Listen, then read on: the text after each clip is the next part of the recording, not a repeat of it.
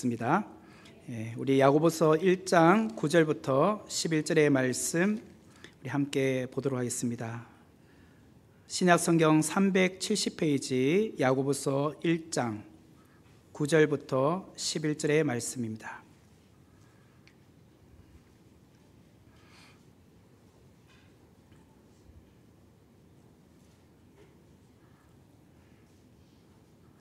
제가 봉독해 드리겠습니다. 낮은 형제는 자기의 높음을 자랑하고 부한 자는 자기의 낮아짐을 자랑할지니 이는 그가 풀의 꽃과 같이 지나감이라. 해가 돋고 뜨거운 바람이 불어 풀을 말리면 꽃이 떨어져 그 모양의 아름다움이 없어지나니 부한 자도 그 행하는 일에 이와 같이 쇠잔하리라. 아멘. 이제 우리 에스더 여전도에서 찬양해 주시겠습니다.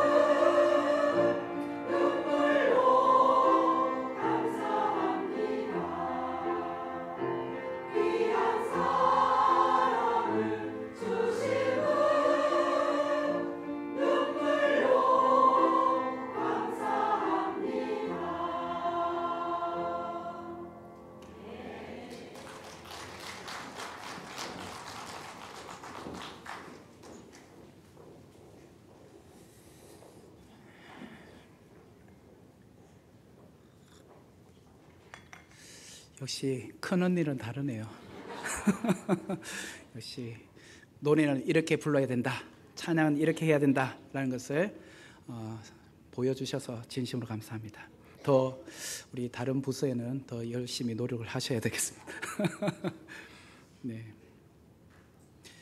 오늘은 야고보서 1장 9절에서 11절 말씀을 중심으로 성도의 자랑이라는 제목으로 귀한 은혜를 함께 나누겠습니다. 우리는 야고보서 1장 2절에서 8절의 말씀을 통하여서 하나님이 주시는 시험, 곧 시련이라고 말할 수 있죠. 그 시험을 당할 때에 어떻게 해야 하는지에 대해서 말씀을 드렸습니다. 하나님이 주시는 시험은 우리의 믿음 성장을 위하여 주시는 시험이기 때문에 그 믿음의 시련은 결국 우리가 인내로서 견뎌야 된다라고 제가 말씀을 드렸습니다. 그렇기 때문에 우리가 하나님이 주신 여러 가지 시험을 당할 때는 그것을 온전히 기쁘게 여기는 것이 필요합니다. 제가 지난 시간 설교 마지막 부분에 파도 타기 동영상을 보여드렸는데 아마 기억이 나실 겁니다. 파도 타는 그 서프가 파도 타기를 할 때 작은 파도보다는 큰 파도를 더 좋아하고 즐기듯이 하나님이 주신 시험을 우리가 맞이할 때, 그래, 작은 시험보다는 큰 시험이 올 때 우리가 더 온전히 기뻐할 수 있어야 된다는 거예요. 사실 큰 시험이 오면 우리는 더 힘들죠. 그러나 하나님께서 또 이 시험을 통해서 내게 무엇을 말씀하시려는가, 그것을 온전히 기쁘게 여기시라는 거예요. 하나님이 주시는 시험을 온전히 기쁘게 여기기 위해서 필요한 것이 있다고 했습니다. 그것은 지혜입니다. 하나님이 허락하신 시련이라는 시험을 해석해낼 수 있는 지혜, 그것을 우리는 강구하셔야 됩니다. 이 시험을 통하여 하나님께서 내게 주시고자 하는 교훈이 무엇일까? 그것을 깨닫는 지혜가 우리에게는 또한 필요합니다. 그렇기 때문에 야고보서 1장 5절에는 이렇게 말하고 있죠.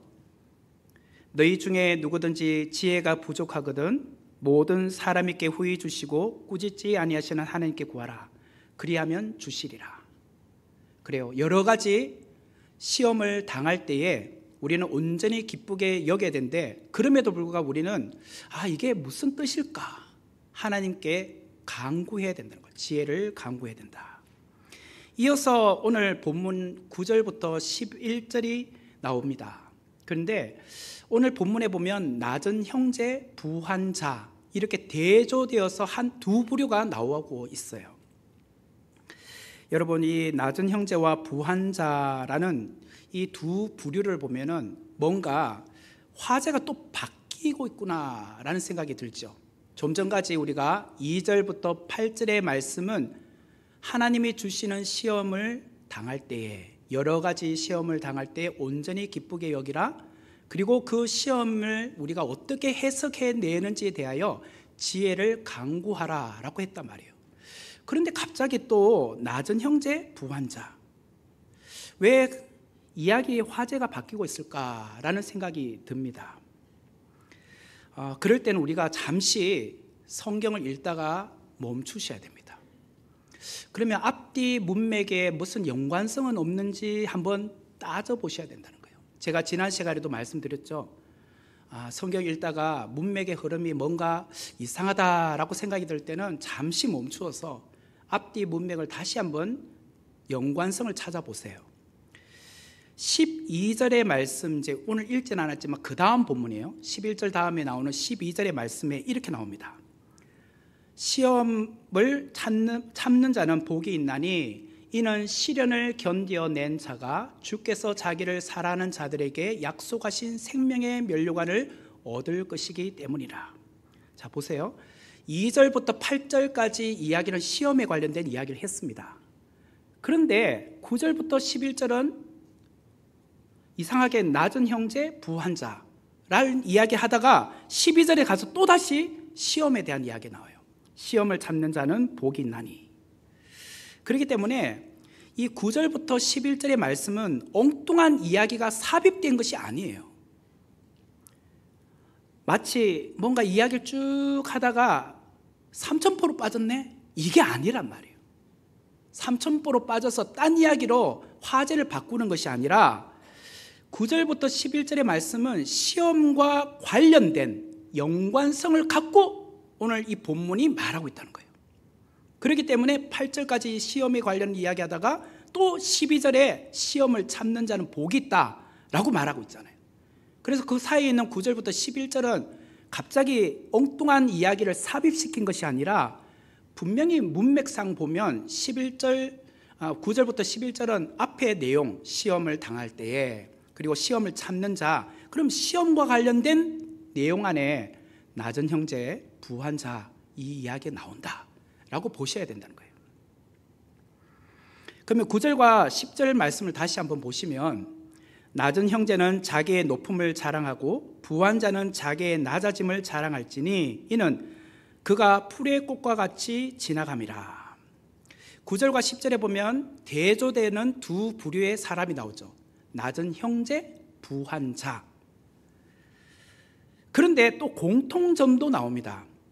둘 다 자랑한다 라는 공통점이 있어요. 낮은 형제는 자기의 높음을 자랑하고 부한 자는 자기의 낮아짐을 자랑한다. 서로 대조되는 두 부류인데 공통점은 자랑한다는 것은 공통적으로 말하고 있다는 거예요. 먼저 낮은 형제부터 한번 살펴보겠습니다. 낮은이란 단어의 뜻이 무엇인가? 무엇을 의미할까? 대조되는 10절에 나오는 부한 자와 연관시켜 본다면 분명히 낮은이라는 것은 1차적인 의미는 경제적으로 가난한 자를 말합니다. 그죠?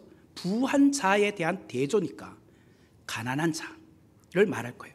하지만 좀 더 포괄적인 의미에서 낮은이라는 의미를 보면 신분이 비천한 자, 쓰라린 실패와 아픔을 경험하고 있는 자, 예기치 않은 큰 질병이나 사고를 당한 자, 이런 부류의 사람들도 결국은 낮은 자예요. 낮은 형제예요. 그렇기 때문에 1장 2절에서 여러 가지 시험을 당하거든 하잖아요. 여러 가지 시험을 당한 자가 바로 오늘 낮은 자와 같은 자예요. 낮은 자인 신분이 비천한 자, 쓰라린 실패와 아픔을 경험한 자, 예기치 않는 큰 질병과 사고를 당한 자, 거기에다가 경제적으로 가난한 자, 이 모든 부류의 사람이 여러 가지 시험을 당한 자들 부류에 들어간다는 거예요.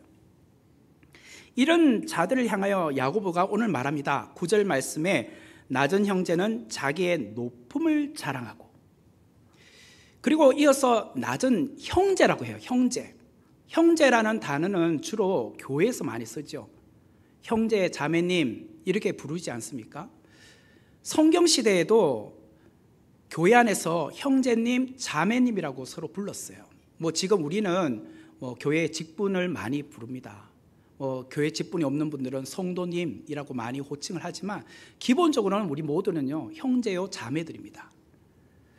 그렇기 때문에 야고보서 1장 2절에도 이렇게 나오죠. 내 형제들아, 너희가 여러 가지 시험을 당하거든 온전히 기쁘게 여기라. 여기도 내 형제들아. 이 형제는 세상의 부류의 사람들이 아니라 교회를 다니고 있는 사람들, 신자들을 가리켜서 형제들이라고 표현하고 있죠. 결국은 낮은 형제라는 말을 통해서 우리가 무엇을 알 수 있느냐 하면 이 야고보의 마음을 느껴요. 9절에 낮은 형제라고 표현한다면 10절에 부한 자를 어떻게 표현해야 될까요? 부한 형제라고 말해야 되지 않습니까? 낮은 형제라고 했으면 부한 자도 형제라고 해야죠. 아니면 자매라고 불러야죠. 근데 왜 그들은 자입니까? 왜 그들은 자라고 부르고 이 사람들은 형제라고 부르냐 말이에요. 다시 말하면 부한 형제라고 부르지 않고 차라리 똑같이 낮은 자, 부한 자 이렇게 하든지, 아니면 낮은 형제, 부한 형제라고 하든지 동일하게 맞춰야 되지, 낮은은 형제라고 부르고 부한 사람은 자라고 부른 것은 기본적으로 야고보의 마음에는 낮은 사람들에 대한 배려가 있었다는 거예요. 야고보는 지금 여러 가지 시험을 당하고 있는 낮은 형제들을 깊이 배려하고 있어요. 그분들에게는 마음이 더 힘들잖아요. 그분들은. 그래서 야고보는 부한 자에 대한 권면을 먼저 하기보다는 낮은 형제에게 권면을 먼저 시작합니다. 그들이 더 마음이 어려우니까. 이 또한 낮은 형제에 대한 깊은 관심과 배려를 갖고 있기 때문에 낮은 형제에 대해서 먼저 이야기를 시작을 하는 거예요. 9절에서 10절의 말씀 다시 보면 낮은 형제는 자기의 높음을 자랑하고 부한 자는 자기의 낮아짐을 자랑할지니. 왜 야고보는 부한 자보다 낮은 형제에 대한 권면을 먼저 시작할까? 그 이유는 교회 안에 보면 부한 사람, 다시 말하면 부자들을 보세요. 그 사람들은요, 자존감이 높아요. 그죠? 그분들은 남들과 잘 어울려요. 그분들은 하고 싶은 말이 많아요. 자랑할 것이 많아요. 어디에도 앉혀놓으면 하고 싶은 말이 많아서 못 참아요. 그죠? 자랑하고 싶으니까. 그러나 낮은 형제는 어때요? 자존감이 낮아요. 그러다 보니 선뜻 먼저 나서서 말하기가 힘들어요. 그리고 마음문을 잘 안 열어요. 이런 면에서 초대교회 예루살렘의 감독이었던 초대 예루살렘 교회의 감독이 누구냐면 야고보예요. 예수님의 친동생 야고보. 이 사람이 그걸 너무 잘 알잖아요. 그 초대교회 예루살렘 교회 안에도 낮은 형제만 있었습니까? 높은 형제들도 있고. 그러니까 부류가 다양하잖아요. 보니까 소그룹 모임하는데, 숨 모임하는데 오늘 보니까 와, 이거 뭐 가진 사람, 부유한 사람은 막 말을 많이 해. 그런데 낮은 형제는요, 할 말이 없어. 뭘 하고 싶어도 자랑할 게 없거든요. 자식 자랑할 게 있나, 뭘 내세울 게 있나. 그러다 보니까 그냥 위축돼 있어요. 그러면 속으로 그래요. 아이고, 다음부터 오지 말자. 순예배 오지 말자. 아이고, 와서 그냥 자존심만 상하네. 할 말도 없는데. 그러고 있어요, 지금. 그렇기 때문에 야고보가 낮은 형제에게 먼저 권면을 시작을 하는 거예요. 9절의 말씀을 우리말 성경으로는 이렇게 번역되어 있습니다. 어려운 처지에 있는 형제는 자신의 높은 위치를 자랑하고, 보세요, 낮은 형제를 어려운 처지에 있는 형제라고 표현하고 있지 않습니까? 결국 이런 겁니다. 어려운 처지에 있는 형제들이요, 비록 실패했어도, 환난과 어려움을 겪고 있을지라도, 가난하고 힘든 처지에 있을지라도 하나님께서 주시는 시험을 온전히 기쁘게 여기십시오. 여러분의 믿음의 시련이 인내를 만들어내릴 줄 알기 때문입니다. 그 시험을 해석할 수 있는 지혜를 달라고 하나님 앞에 구해 보십시오. 제가 여러분들에게 말씀드리고 싶은 것이 있어요. 낮은 형제님들, 아무리 힘들고 어려운 처지에 있을지라도 하나님의 자녀가 된 그 높은 신분을 자랑하십시오. 만유의 주 되신 하나님의 자녀가 된 것, 그 높은 신분, 그것을 자랑하시란 말이에요. 여러분들은 비록 낮은 자로 살고 있을지 모르겠지만 영적으로는 고귀한 자들이에요. 하나님께서 여러분을 왕 같은 사람으로 여겨주지 않으셨나요? 그러므로 자존감 낮게 생각하지 마세요. 여러분들은 자기 높음을 자랑하셔도 됩니다. 바로 이거예요. 이걸 오늘 여러 가지 시험을 당하고 있는 자존감이 낮은 어려운 처지에 있는 형제들에게 하는 말이에요. 그렇죠? 우리도 이렇게 순예배 드리다 보면 낮은 형제들은요, 거기서 시험 들어요. 괜히 시험 들어. 뭐 나한테 상처 준 것도 없는데 그냥 스스로 위축되다 보니까 시험 들어요. 저는 그런 걸 많이 봤습니다. 이런 말씀 드려서 죄송하지만 제가 섬기던 교회가 좀 그런 교회였잖아요. 그런데 제가 그 어떤 일이 있었냐면, 이거 원고에 없는 말인데 갑자기 나왔어요. 그 자매가 그 NYU 대학교를 다녀요. 미국 이제 뉴욕 유니버시티. 그 굉장히 좋은 학교입니다. 그 아이비리그 대학교인데 회계 전공하는데 방학 때 한국을 왔어요. 한국을 왔는데 교회를 와 보니까 전부 다 외제차야, 고급차야. 그랬더니 교회를 못 가겠다는 거예요. 그 어머니는 그 대치동 수학학 원장님이거든요. 그럼 잘 살아요. 그런데도 불구하고 자기는 못 산다고 생각하는 거예요. 그 미국에 유학까지 가 있는데도. 그러더니 방학 때 오더니 중고 외제차를 구입하더라고. 그렇게 해야지 교회 가도 안 밀린다고 생각하는 거예요. 전 그런 사람도 봤어요. 우리 교회 성도님 중에. 그러니까 스스로 위축된 거잖아요. 자존감이 낮게 생각하는 거죠. 그러지 말라는 거예요.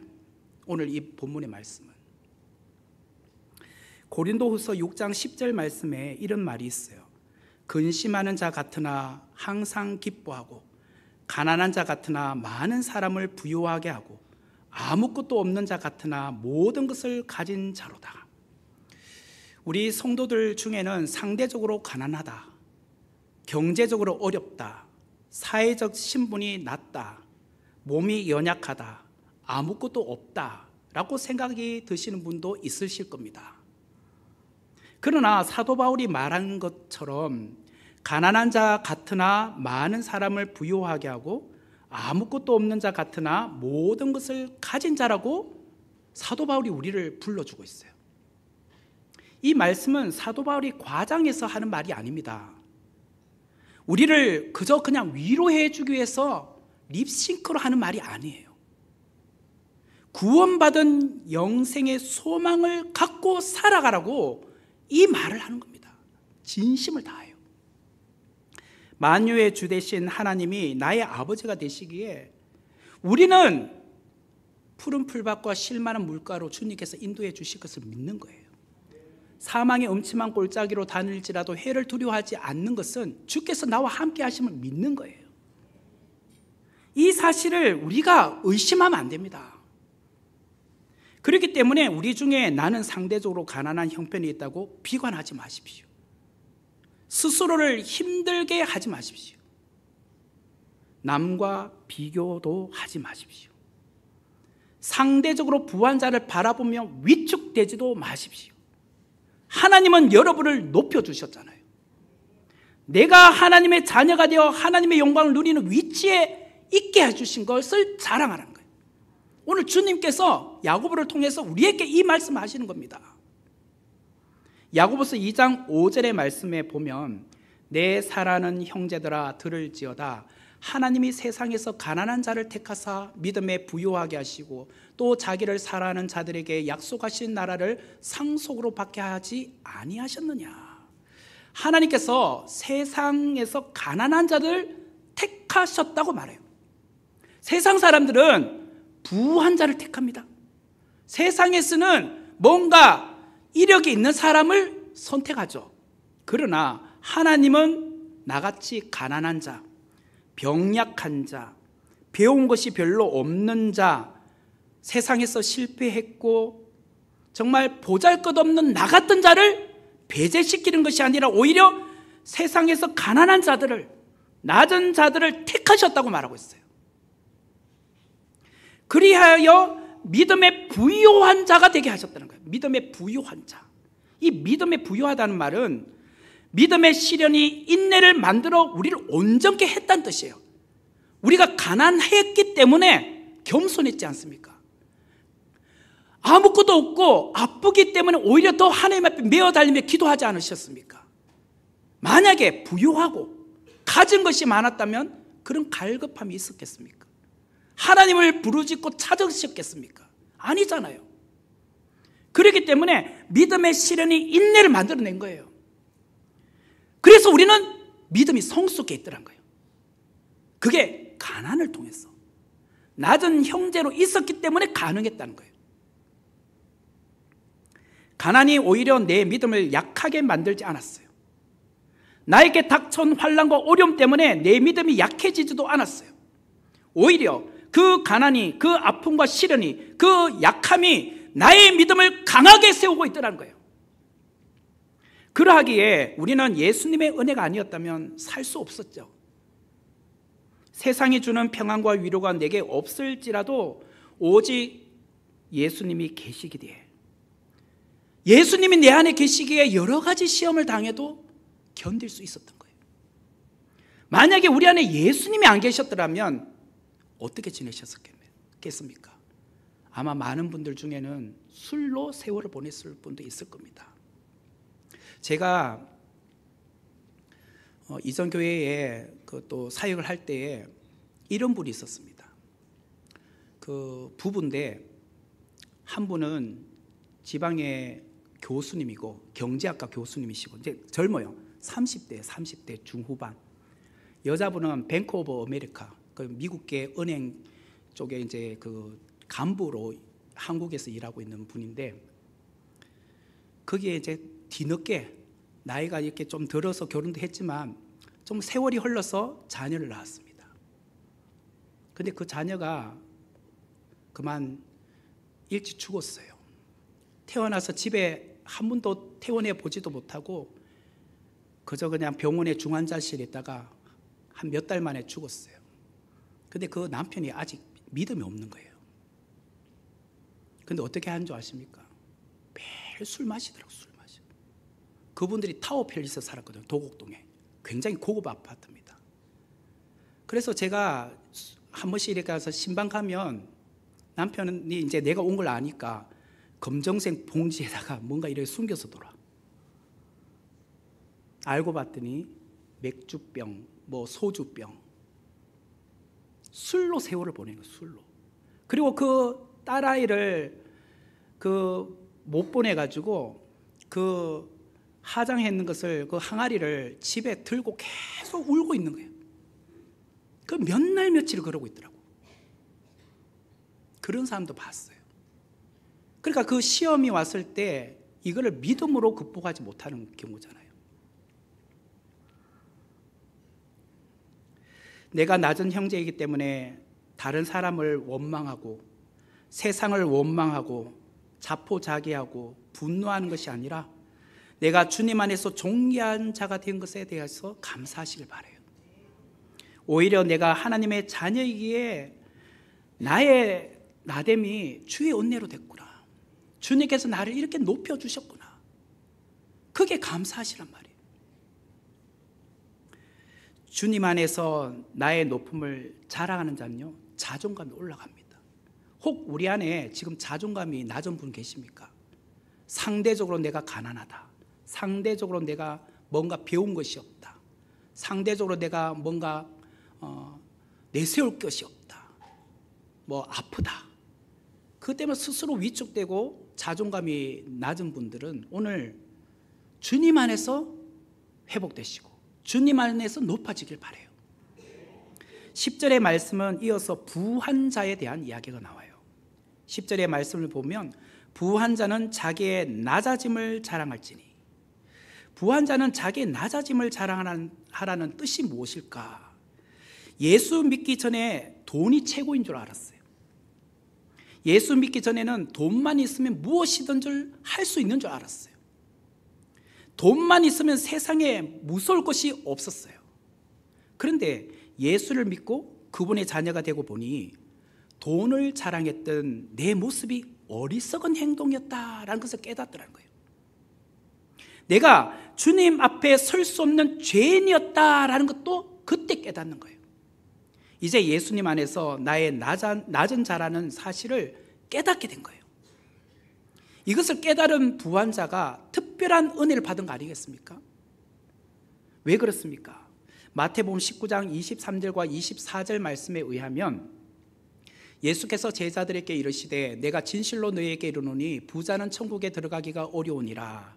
다시 너희에게 말하노니 낙타가 바늘 귀로 들어가는 것이 부자가 하나님의 나라에 들어가는 것보다 쉬우니라 하시니, 예수님은 부자가 천국에 들어가는 것이 낙타가 바늘 귀에 들어가는 것보다 더 어렵다고 말하고 있어요.